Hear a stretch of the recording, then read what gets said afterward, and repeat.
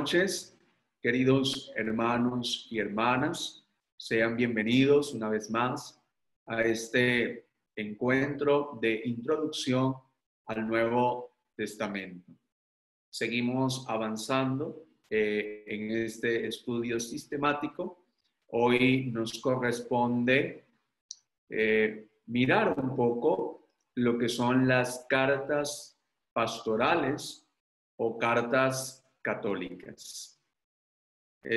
Son estas dos formas de llamar a estas cartas. Sabemos que el Nuevo Testamento está compuesto por los evangelios, por el cuerpo epistolar, que se divide en dos partes, el cuerpo paulino y las cartas católicas.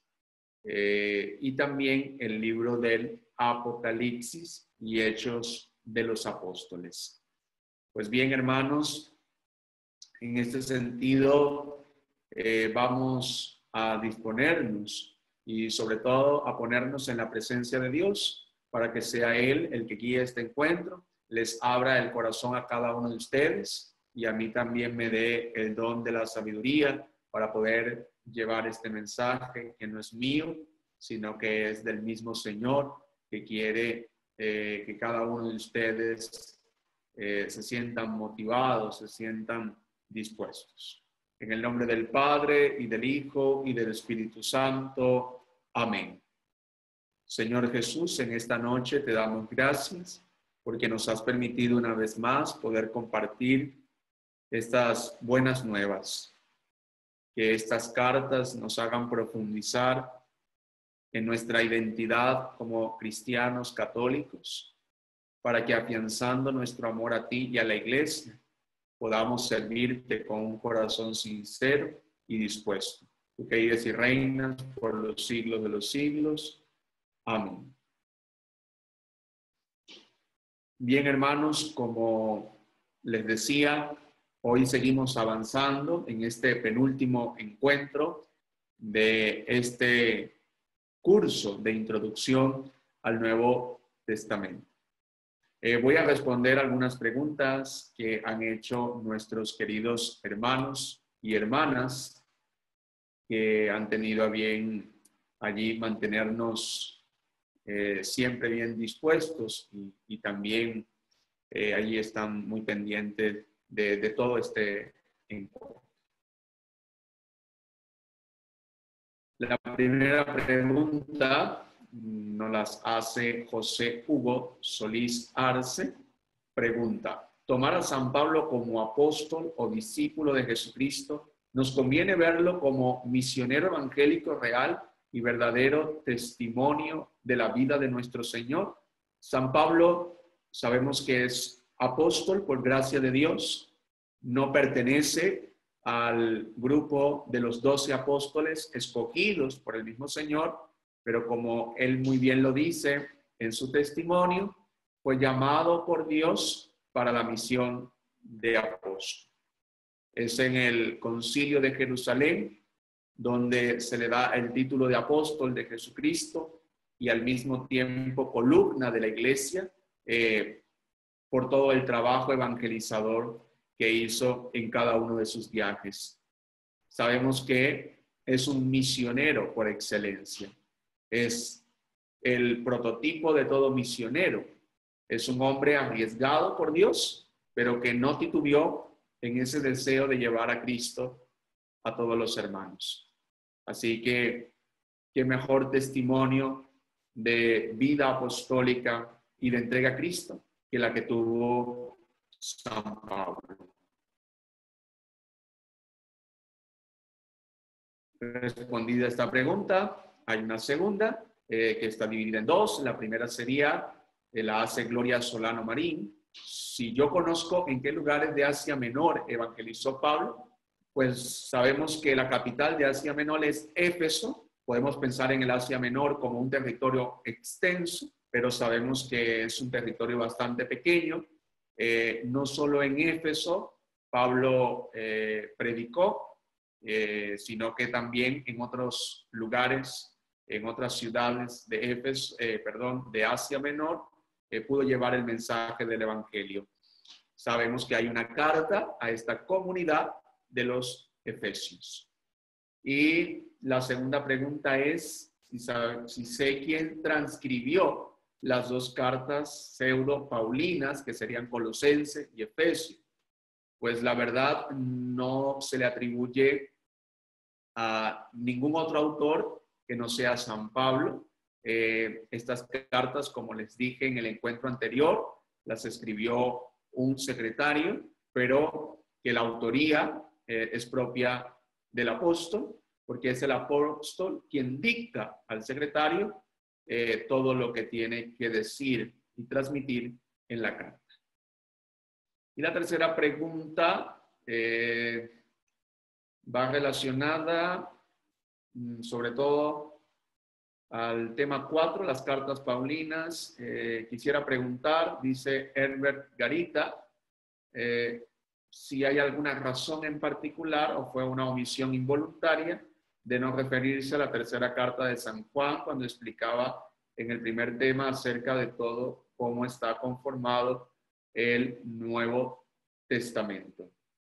Pues bien, hoy vamos a entrar precisamente en las cartas católicas y la tercera carta de San Juan pertenece al grupo de las cartas católicas. Entonces, hoy vamos a conocer un poco más sobre esta tercera carta, que obviamente por cuestiones de tiempo no vamos a profundizar de una manera, digamos, exhaustiva, pero que vamos por lo menos a tener un conocimiento de cuáles son las cartas católicas.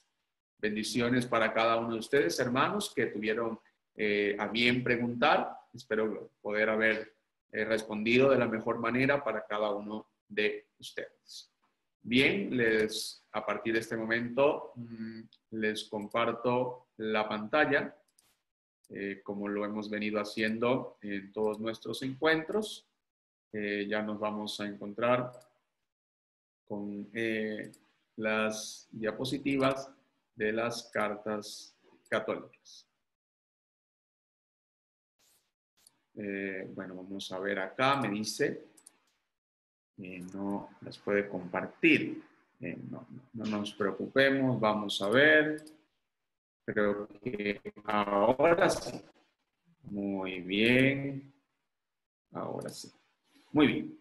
Como les decía, las cartas católicas pertenecen al cuerpo epistolar del Nuevo Testamento. Recuerdo una vez estudiando el cuerpo epistolar del Nuevo Testamento, nuestro profesor de cartas paulinas pregunta ¿qué es una epístola? Y uno de los participantes del curso decía, la epístola es la esposa de los apóstoles. No, la epístola es un género literario, es decir, un género a estilo de cartas. Entonces, no es ninguna esposa de los apóstoles, así para que lo tengan por allí en cuenta. Les decía que en el Nuevo Testamento el género epistolar es un género de cartas. Recuerden que las cartas están dirigidas a personas y a comunidades que tienen un saludo, un desarrollo y una despedida. Esa es la estructura de la carta, o por lo menos las cartas del Nuevo Testamento están compuestas de esta manera. En el Nuevo Testamento tenemos una colección de 21 cartas, la mayoría de ellas atribuidas a San Pablo. San Pablo tiene 13 cartas dirigidas a las comunidades y a personas. Pablo también tiene cartas pastorales escritas a Timoteo y a Tito. Este género literario lo clasificamos como cartas apostólicas porque están escritas por los apóstoles. También son conocidas como cartas pastorales porque tiene una intención de cuidar y de guiar el rebaño hacia la verdad, como lo hace el buen pastor. Y universales o católicas porque están dirigidas a todos los cristianos católicos del mundo, aunque las cartas tienen destinatarios específicos. Hoy por hoy estas cartas circulan y son de conocimiento y de alcance de todos los católicos. Y sabemos que no solamente fue Pablo el autor, sino otros apóstoles o escritores quienes nos legaron estos escritos donde testimonian los comienzos de la iglesia y la vida de aquellas primeras comunidades cristianas. Precisamente las cartas católicas tienen como intención, casi todas ellas, motivar, orientar a las primeras comunidades que se veían, muchas de ellas, amenazadas por el cisma, es decir, por la división de los cristianos, por las tendencias de ideologías y de pensamientos que no correspondían con la verdad evangélica. La primera carta que nos encontramos en el grupo de las cartas católicas es la carta a los hebreos. Se escribió alrededor del año 70 o un poco antes. El autor no fue San Pablo como se pensó en algún momento, sino un cristiano de origen judío. Un cristiano de origen judío. Entonces, esta carta que tiene una alta influencia griega, que hay un gran conocimiento del Antiguo Testamento, esta carta está dirigida a comunidades judeo-cristianas, es decir, cristianos conversos o procedentes del judaísmo, que atravesaban momentos difíciles en los que la fe y la esperanza se estaban debilitando y estaban en un peligro real de caer en apostasía. La apostasía es claudicar de la fe y rechazar las verdades dadas por Dios en las Sagradas Escrituras. Bien, aquí tenemos como un croquis de la división de la carta a los hebreos. A grosso modo diré algunas cosas que contiene esta carta y que exhorta también a los cristianos de hoy. Lo primero que quiero decir, que ya lo he dicho antes, pero que a veces no nos queda claro, no conocemos, y todavía es motivo de estudio por parte de los biblistas, quién es el autor. En un momento se pensó que fue Pablo, después Bernabé, Apolos, pero se descartó que haya sido alguno de estos por el estilo. Porque si comparas la carta a los hebreos con las cartas de origen paulino, te vas a dar cuenta de que no es un mismo estilo, que la carta a los hebreos tiene otra tónica, tiene otros fundamentos, aunque es la misma palabra de Dios inspirada, pero no corresponde al género literario que utiliza el apóstol San Pablo. Sabemos que es desconocido, pero sí fue alguien cercano al grupo de los apóstoles como testigos directos de Jesús. La audiencia a quien está escrita esta carta son judíos que se convierten luego al cristianismo. Hay un conocimiento profundo de la escritura del Antiguo Testamento. En los primeros capítulos vemos personajes como Abraham, como la nación escogida Israel, la experiencia de Moisés en el monte Sinaí cuando fue llamado por Dios y luego guiado para recibir las tablas de la ley, los sacerdotes, los sacrificios, y la experiencia del desierto, que es una experiencia relevante e importante y de nunca olvidar por parte del pueblo de Israel hacia la tierra prometida. Los objetivos principales de esta carta son dos: elevar a Jesús como superior, como dirá el apóstol San Pablo en una de sus cartas, por quien todo fue creado, por quien todo fue hecho, por quienes somos, nos movemos y existimos. El segundo objetivo de esta carta es retar al lector a permanecer fiel a Jesús a pesar de la persecución. La comunidad de la carta a los hebreos es una comunidad perseguida que está viendo cómo sus hermanos están siendo amenazados, están muchos de ellos llevados a prisión.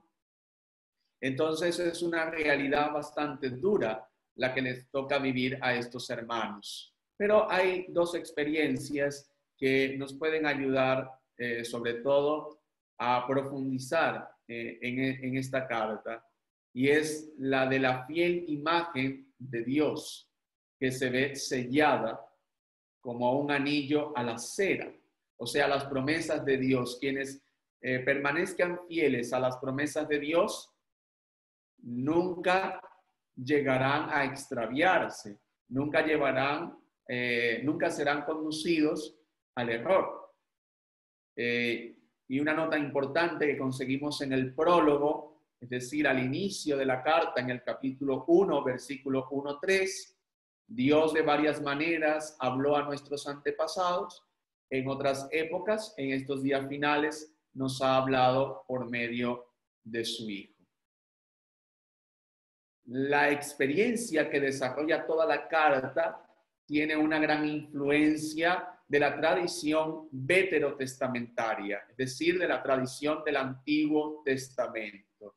Los ángeles, la Torá, que se va a ver reflejado aquí, así como Dios condujo a su pueblo por medio de ángeles y de hombres escogidos, ahora en la plenitud de los tiempos ha sido dada a conocer a través de Jesús. La humildad de Dios que se ve reflejada también en la experiencia de la cruz. Ya Dios no necesita ni mandar ángeles, ni mandar mensajeros, porque todo ha sido revelado en Jesús. Ha sido revelada toda la gloria de Dios, pero la gloria de Dios se ve reflejada también en ese estado alto de sufrimiento al morir Jesús en la cruz. Y hace en estos capítulos 1 y 2 una advertencia. Es decir, que quienes no permanezcan fieles a la palabra de Dios, probablemente no podrán cumplir los mandamientos. En el capítulo 3 y 4 vemos la experiencia de Moisés y la tierra prometida, elevar a Jesús también, como en otro tiempo Moisés condujo a su pueblo hacia la tierra prometida, mirar al pueblo de Dios, a Jesús como el creador del mundo, como aquel que nos conduce hacia las promesas eternas del Padre. Y hace una segunda advertencia, que es: si nosotros no permaneciendo fieles a la nueva creación y permaneciendo fieles a esa esperanza, entonces perdemos todo. En el capítulo 5 y 7 nos encontramos la experiencia del sacerdocio del Antiguo Testamento y el sacerdocio de Jesús a comparación del sacerdocio de Melquisedec. Sabemos que los sacerdotes provienen del linaje de Aarón, según la experiencia del Éxodo. Pero este es un sacerdocio imperfecto, porque los sacerdotes ofrecen sacrificio por sus pecados propios y por los del pueblo. Pero Jesús, que proviene del linaje de Melquisedec, como lo vemos en Génesis 11, y lo repite el Salmo 110, Jesús se va a convertir en este punto en el mediador perfecto, es decir, el eterno sacerdote de la nueva alianza. Y en los capítulos 8 y 10 vamos a ver la experiencia de los sacrificios y del pacto. En la antigüedad se ofrecían sacrificios diariamente y anualmente, pero Cristo en la cruz, una vez y para siempre, se ha hecho un nuevo pacto. Cristo en la cruz es elevado en medio de todos estos contrastes y Jesús se convierte en una experiencia nueva que no se puede dejar de tener presente.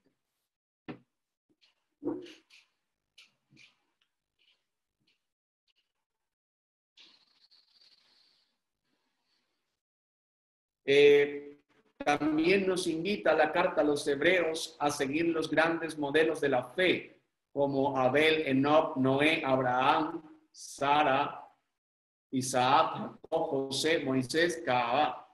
Todo esto, a pesar de las dificultades y de la persecución, Dios no abandonará a su pueblo.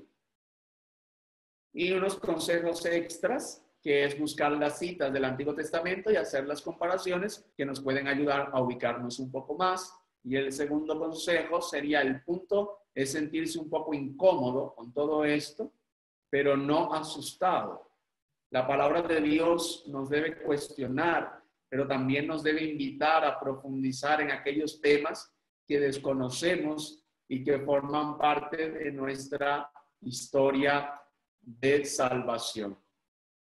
El autor dice que este libro es una exhortación brevísima de la palabra que Dios ha revelado desde antiguo y que aquellos que permanezcan fieles a esta palabra obtendrán del mismo modo la salvación, porque Dios permanece fiel. Bien, hermanos, y seguimos avanzando, terminando ya con la carta a los hebreos, la primera carta de Pedro, que fue escrita en Roma.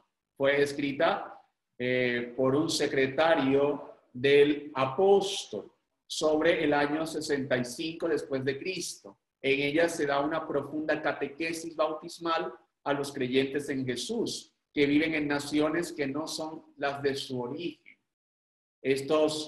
Pedro les llama el nuevo pueblo de Dios, pero ese pueblo de Dios debe testimoniar la pasión de Cristo, los sufrimientos y dolores del Señor, para poder así alcanzar plenitud. Cuando uno lee estas cartas, como les decía ahora al inicio de la explicación de la carta a los hebreos, estas cartas nos incomodan un poco. Nos incomodan porque los apóstoles tocan temas de la cotidianidad que también pueden hacer alusión a una realidad específica que nosotros estemos viviendo en la actualidad. Entonces, valdría la pena, son cartas hermosísimas, son cartas cortas que en una tarde o en un medio rato las podemos leer completamente, pero que tienen mensajes bien interesantes que nos ayudan a comprender y ampliar también nuestro conocimiento sobre la palabra de Dios y a tener un corazón universal, a dejar de tener, como dirá San José María Escrivá de Balaguer, ese corazón pueblerino y empezar a tener un corazón universal, un corazón abierto completamente para Dios. Y sabemos que Pedro tiene una segunda carta que fue escrita allí a comienzos del siglo II, pero también es un testimonio vivo del apóstol que invita a los seguidores de Cristo a permanecer fieles a su vocación a pesar de los falsos predicadores. Esta carta que fue escrita también por un secretario del apóstol, pero se dio a conocer hasta comienzo del siglo II a toda la cristiandad. ¿Ok? Para que tengan algo muy claro, que las cartas fueron escritas en el tiempo en el cual vivieron los apóstoles, pero que muchas de ellas se conocieron después de la muerte de los mismos. Pues aquí vemos también un croquis, que no lo voy a explicar porque es bastante extenso, de la carta de la primera de Pedro, que tiene apenas 5 capítulos, por eso les decía que allí en un rato pueden leerlas y pueden identificarse mucho mejor. Sabemos que esta carta fue escrita por el mismo apóstol. Esta carta fue enviada a las comunidades presentes en la ciudad de Roma. Ya el apóstol había dejado Jerusalén y se había instaurado en Roma por petición del Señor para fundar la iglesia, porque desde el imperio la iglesia se iba a extender a todo el mundo. Como les he dicho ya repetidas veces, las cartas tienen tres partes. La primera es un saludo que hace el autor, luego un desarrollo de los hechos o del motivo principal o central y el cierre, ¿no? Aquí el apóstol Pedro hace un saludo al pueblo de Dios que ha sido elegido y exiliado. Muchos de los cristianos que escuchaban estas cartas estaban viviendo momentos muy difíciles, como es el exilio, la experiencia de ser exiliado de su lugar de nacimiento, de su lugar de origen, siempre causa un shock en la vida de los hombres y mujeres que tienen esta experiencia. Pero que les invita en todo el desarrollo de la carta, que tiene un contenido profundo sobre la experiencia del bautismo, a mantenerse fieles al testimonio de Jesús a pesar del sufrimiento. Así como Jesús, el Maestro, sufrió, el cristiano no puede esperar otra cosa que aprender a padecer con Cristo. Entonces, en todo el desarrollo de la carta, el bautismo va a ser ese símbolo sagrado que muestra que estamos unidos a Jesús, que vale el exilio, que vale la persecución. Lo importante es mantenernos firmes a las promesas hechas por Jesús y que la gracia del bautismo no interrumpe cualquier carencia humana, cualquier dolor, cualquier sufrimiento, sino que la experiencia se mantiene viva por el testimonio de la fe. Una de esas frases lapidarias de esta primera carta de Pedro la encontramos en el capítulo 5, versículo 9, cuando Pedro dice: «Estad despierto, vuestro enemigo el diablo como león rugiente ronda buscando a quien devorar, resistirle firmes en la fe».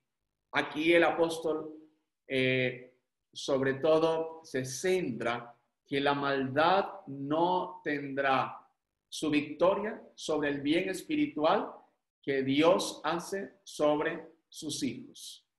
Por eso invita a que los seguidores de esta comunidad no resistan, no den paso a las acechanzas del demonio. En este caso, la figura del diablo se ve representada en el emperador Nerón. Y da como un cierre pidiendo que Dios fortalezca a la comunidad, saluda a las iglesias presentes en Babilonia, dice, Roma. Recuerden que en la antigüedad Babilonia era considerada como la ciudad de la perdición. Entonces Roma también tenía un poco de esto. Así que es una carta de 5 capítulos hermosísima que vale la pena que nosotros profundicemos. Y la segunda de Pedro, que es una carta un poco más corta, un poco más chica, también está dirigida a las iglesias del Asia Menor, sobre todo a esa iglesia perseguida, a esa iglesia acechada por las infamias. Esta carta alienta a los discípulos del Señor a mantenerse fieles. Tiene también una experiencia profunda con algunas imágenes presentes en el Antiguo Testamento, pero que tiene un reto final. Y ese reto final es sobre todo a que los apóstoles y seguidores del Señor se formen y conozcan a profundidad el mensaje del Evangelio para no caer en apostasía, para no claudicar de la fe, para no alejarse del mensaje dado por el Señor. Iba a dar una serie de advertencias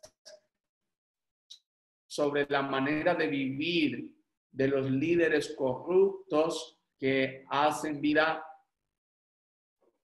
en estas comunidades.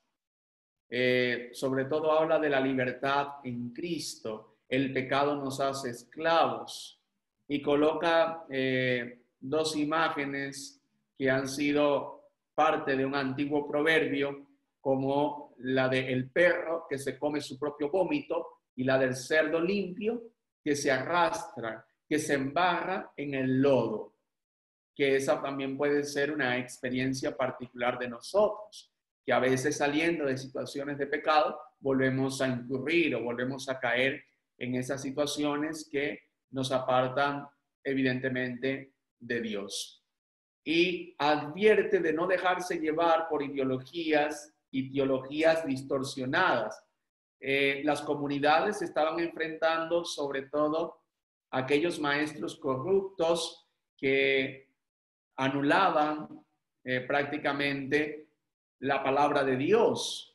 Hablaban que no existía el juicio final, que no existía el cielo, que no existía el infierno, que las generaciones van y vienen, que no hay ningún regreso prometido por Jesús. O sea que no solo cuestionaban, sino que anulaban toda la experiencia de las comunidades evangélicas, la experiencia propia de los apóstoles. Y los apóstoles, como verdaderos defensores de la fe, lo que hacían era afianzar el testimonio evangélico y fundamentarlo y hacer a las comunidades mucho más fuerte para que pudieran vencer todas estas cosas que les apartaba de Dios y que muchos seguramente pensaron y se dejaron influenciar y se apartaron del seno de la comunidad.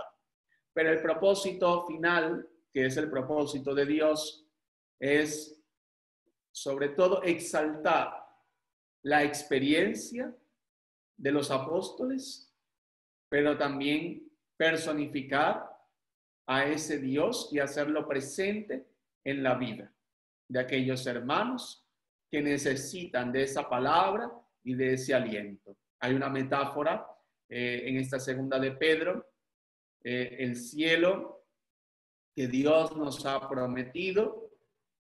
Hay imágenes allí que nos pueden ayudar a comprender y pues allí será de buena lectura profundizar sobre estas cartas. Bien, luego nos encontramos con las cartas de Santiago y Judas que se escribieron en torno al año 80 y se atribuyen a los parientes y hermanos del Señor. Las cartas de Pedro, de Santiago y de Judas son llamadas católicas porque se dirigen a las iglesias, a la iglesia en general y no a comunidades particulares, como sucede con las de San Pablo. Allí está la respuesta a la separación de las cartas paulinas de las cartas católicas.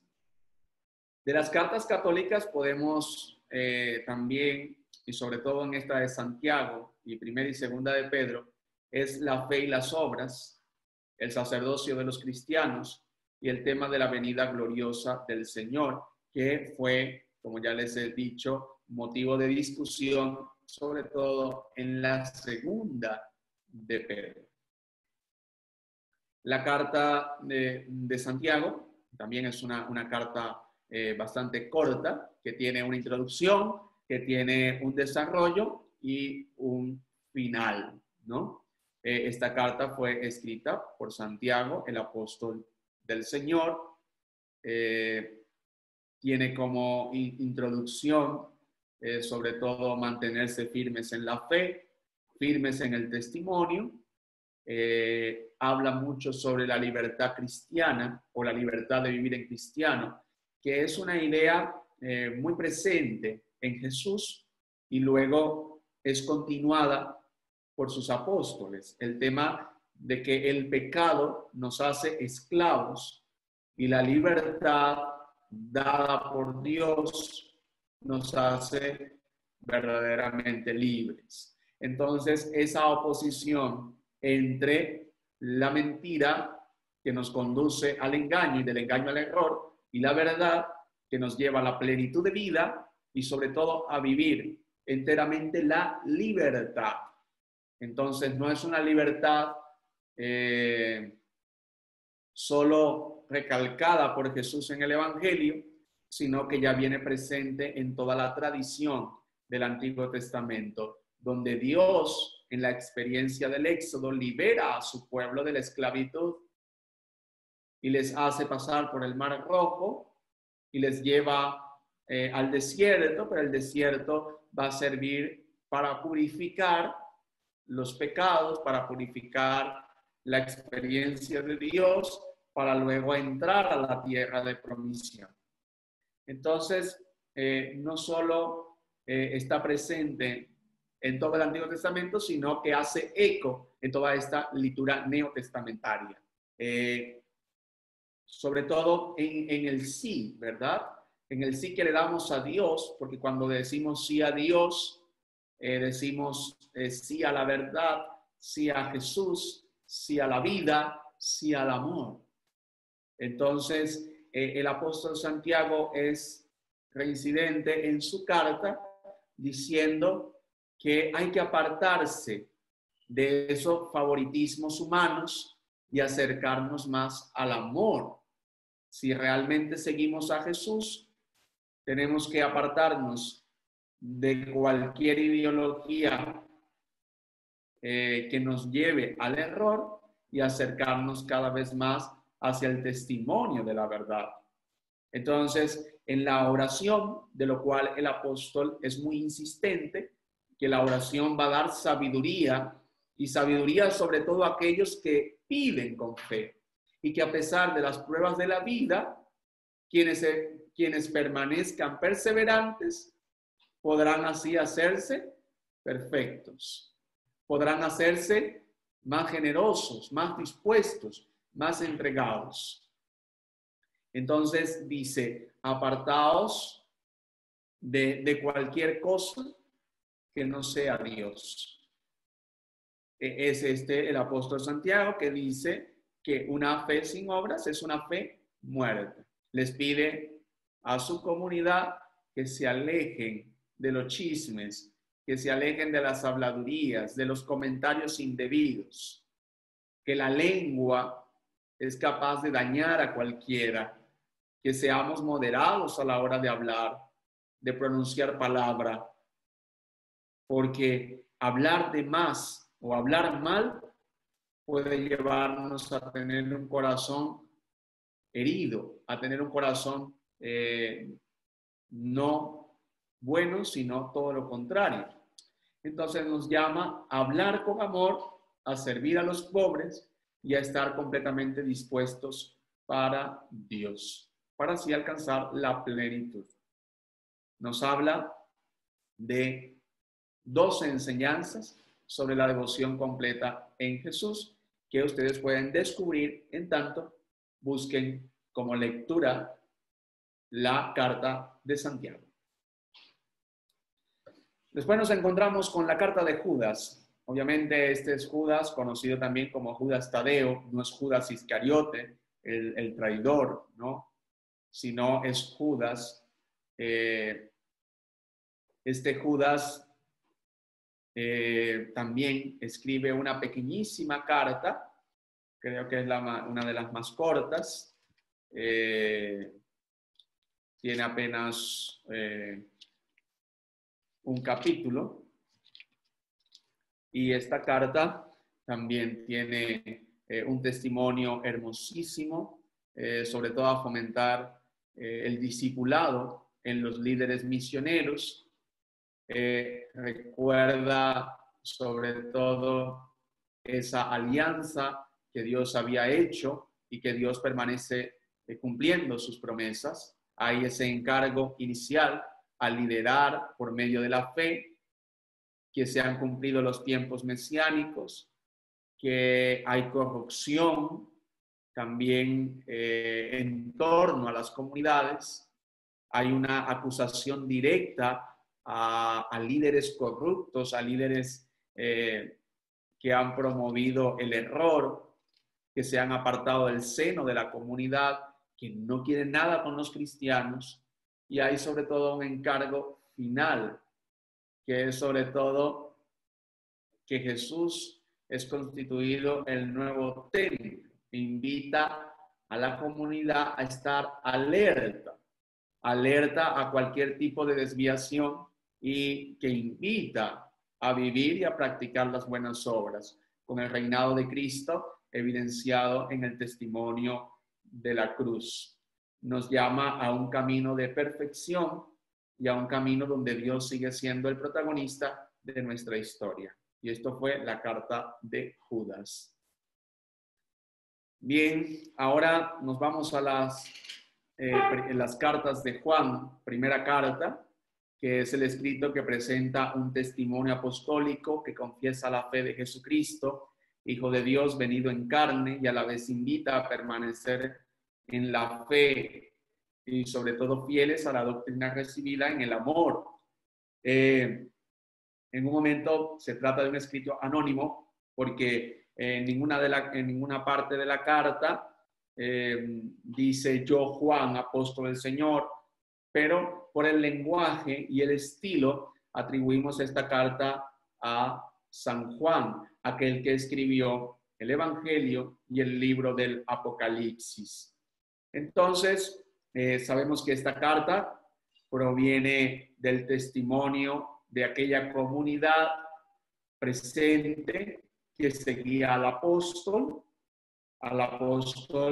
autor del cuarto evangelio, autor también del Apocalipsis, y es también esta la comunidad del discípulo amado.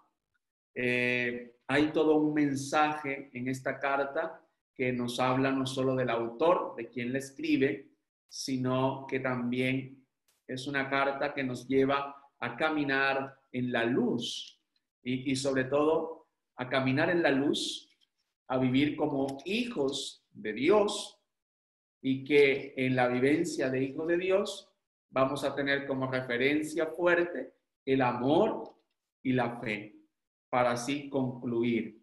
Entonces, esta carta de primera de Juan tiene como esas tres partes y ya luego una conclusión donde exhorta, ¿no? Aquellos que han nacido de Dios no deben incurrir en el pecado, sino que el engendrado de Dios guarda su corazón para alejarse del maligno. Y el maligno, de esa manera, quienes vivan en gracia, no les arrebatará la paz de su corazón. La segunda carta y tercera de Juan van dirigida a una comunidad que el autor la personifica llamándola mi elegida. Sobre todo previene a la comunidad de los herejes, de aquellos que negaban la encarnación y humanidad de Cristo. No hay duda que haya sido San Juan por la experiencia de la comunidad en la alta presencia de los gnósticos.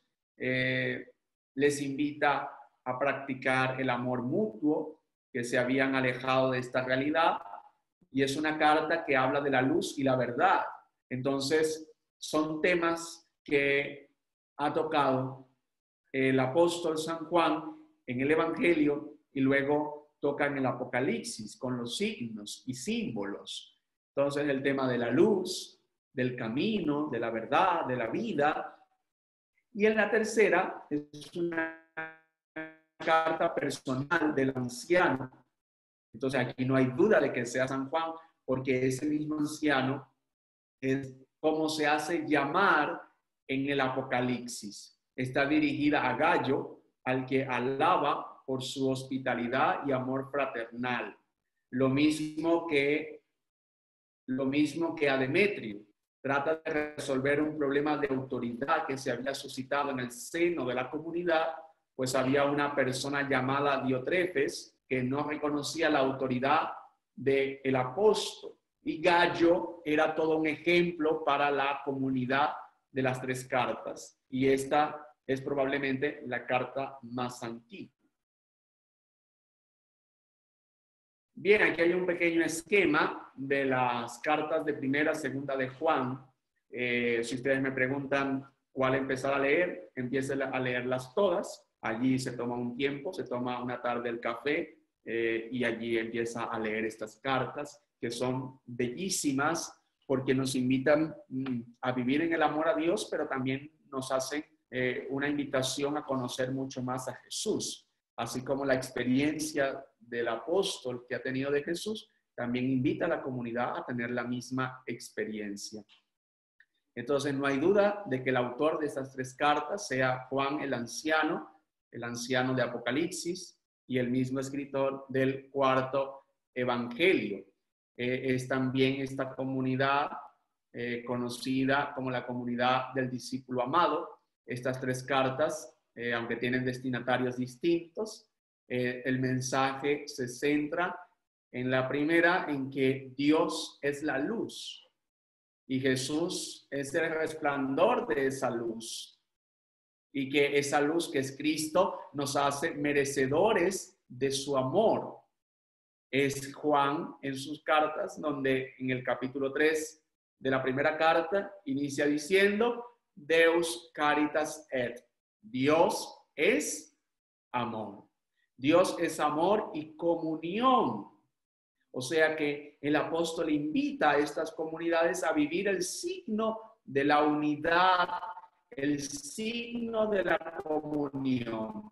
Entonces, el apóstol hace un profundo énfasis, sobre todo hace un énfasis especial en ese deseo de amplificación de vida, amor y verdad. Y lo repite en las tres cartas, que no se alejen de la vida dada por Dios, del amor en el cual Jesús nos hace participar de una verdad plena y total que no nos conduce al error. Que no nos engañemos por aquellos que quieren difamarnos, por aquellos que quieren alejarnos de la fuente viva de la fe. Que tengamos cuidado, que no seamos indiferentes ante las necesidades que se están presentando. Por eso exalta el testimonio de este servidor llamado Gallo, que ha permanecido fiel, que se ha enfrentado a los líderes políticos, pero que no ha titubeado en ese deseo de servir enteramente a Dios. Creo, hermanos, que estas tres cartas de Juan nos llevan a la conclusión de reconocernos como hijos de Dios y que al fin conozcamos que somos hijos del Dios verdadero y que este verdadero Dios nos da la vida eterna, que no son realidades abstractas, sino que están presentes en la vida cristiana y que lo más ausente es el alejarnos de Dios, ¿no? Entonces, nos ayudarán a propagar la verdadera fe en el Dios que salva. Bien, queridos hermanos, dejo de compartir pantalla con ustedes y pues esto ha sido como una boca realmente de lo que son las cartas católicas, que nos ayudarán muchísimo a profundizar en nuestra fe y que nos ayudarán a dar testimonio en medio de las dificultades. Las experiencias de las comunidades a quienes los apóstoles escribían es una experiencia que se repite y que se hace hoy más que nunca presente en la vida de todos nosotros, los que hemos decidido seguir al Señor de una manera seria y responsable, sabiendo que nuestra identidad cristiana es alcanzar la verdadera santidad que viene de Dios. Así que le pedimos al Señor por este encuentro maravilloso que hemos tenido en esta noche y que sea Él quien siga iluminando y guiando nuestras vidas. Quiero leerles, para terminar, un extracto de la segunda carta de Juan, el capítulo 1, versículos del 9 al 10. Todo el que se excede y no permanece en la doctrina de Cristo, no posee a Dios. El que permanece en la doctrina, ese sí posee al Padre y al Hijo. Si alguno va a ustedes y nos lleva esta doctrina, no lo reciban en casa ni lo saluden, pues el que lo saluda se hace solidario de sus malas obras. Y dice el apóstol como conclusión: aunque me queda mucho por escribir, prefiero no hacerlo con papel y tinta, sino que espero ir a verles y hablar a viva voz para que nuestro gozo sea completo. Te saludan los hijos de tu hermana, la elegida. Hermanos, preciosísimo el testimonio de estas cartas que nos hacen también vivir la experiencia que hoy en día vivimos. Una iglesia confinada, una iglesia que está viviendo un proceso de purificación que les va a renovar o que nos va a renovar y que nos va a llevar a una experiencia mucho más profunda en ese testimonio vivo de la fe. Agradecemos a Dios Padre, Hijo y Espíritu Santo por todos los dones que hemos recibido. El que vive y reina por los siglos de los siglos. Amén.